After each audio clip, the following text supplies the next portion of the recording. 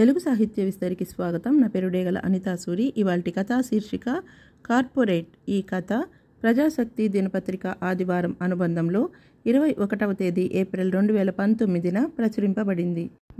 ఈ స్కూల్ తెరిచేదానికే వారం కూడా లేదు గానే ఇంకెప్పుడు కొనిస్తారే యూనిఫారం, పుస్తకాలు, బ్యాగు? కోపంతో వచ్చి అడిగింది విద్య. నువ్వు చదివే 6వ తరగతికి ఇవన్నీ అవసరమా చెప్పు? ప్రతి సంవత్సరం కొత్త బ్యాగేనా? నా చిన్నప్పుడు 2 బ్యాగులతో 10 వరకు చదివేసిన తెలుసా? చెప్పింది విమల స్టవ్ మీద దోశలు పోస్తా. అట్లాంటప్పుడు నన్ను కూడా ఆ స్కూల్లోనే వేసి ఉండకూడదా? మీ కోరికలేమో ఆకాశానికి ఉంటాయి. మీరు కాలేకపోయిన డాక్టరు, ఇంజనీరు కావాలనని మళ్ళీ ఎట్టికే చదువు చేయాలనా? నేను కాబట్టి కొంచెమే అడగతా ఉండా తెలుసా? నా ఫ్రెండ్స్ ఇండ్లల్లో సంవత్సరానికి 2 బ్యాగులు మారుస్తూ ఉండారు తెలుసా? ఏమనుకున్నావో? అంతకన్నా ఎక్కువ కోపంతోనే అనింది విద్య.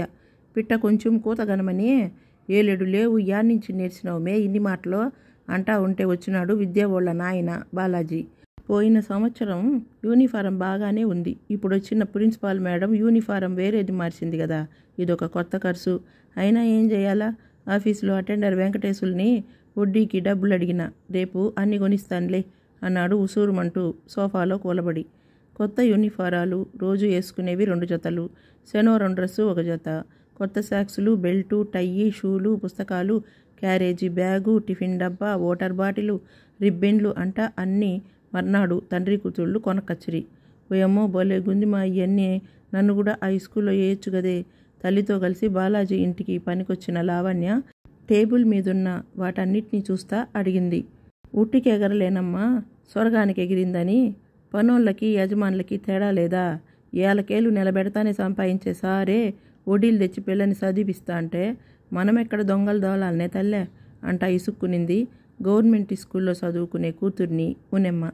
10వ తరగతి రిజల్ట్ వచ్చిందంట కదా సారు, కొంచెము నా కూతురు నెంబర్ చూసి చెప్పండి.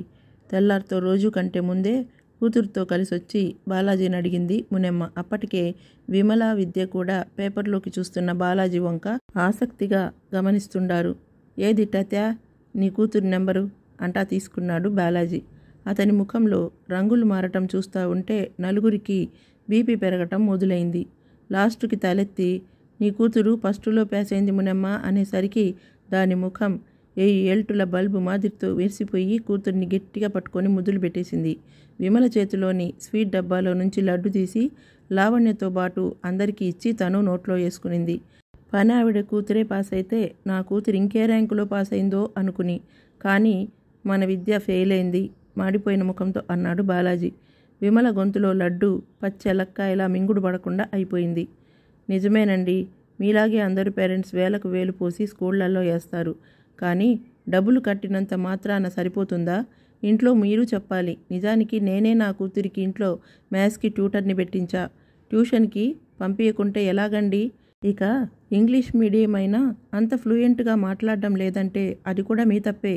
ఇంట్లో పేరెంట్స్ ఇంగ్లీష్లో మాట్లాడితే కదా వస్తుంది. తప్పులన్నీ మీ దగ్గర పెట్టుకుని మా మీదకి వస్తారేంటి ఇలా ఎగబడతా? విసుక్కుంది విద్య చదువుకుంటున్నా కార్పొరేట్ స్కూల్ ప్రిన్సిపాల్. డబ్బులు పోయి ఫలితం రాకపోగా తను క్లాసు పీకించుకుని ఈసురోమంటూ మళ్ళా ఫీజు కట్టేందుకు జేబు తడుముకున్నాడు నేటి కార్పొరేట్ విద్యార్థి తండ్రిగా బాలాజీ. మనసులో సామాజిక మాధ్యమాల నిండా ఈ రాసులోళ్లకు ఈ సంవత్సరమంతా శుభమే, పట్టిందల్లా బంగారమే అంటూ ఊదరగొడుతుంటే గుడ్డిగా నమ్మి కూతురు పరీక్ష రాస్తే చాలు ర్యాంకులో పాస్ అయిపోతుందని స్కూల్ మీద భరోసాతో ట్యూషన్ కూడా పెట్టించకుండా నమ్మినందుకు బాధపడుతూ. కార్పొరేట్ అన్న ఈ కథ మీకు నచ్చినట్లయితే కామెంట్ చేయండి. మీ బంధువులకు, స్నేహితులకు వీడియో లింక్ని షేర్ చేయండి, లైక్ చేయండి. మరిన్ని వీడియోల కోసం మా తెలుగు సాహిత్య విస్తరి ఛానల్ని సబ్స్క్రైబ్ చేసుకోండి. మరొక ఆసక్తికరమైన వీడియోతో త్వరలోనే మళ్ళీ కలుద్దాం. అంతవరకు సెలవు. నమస్తే.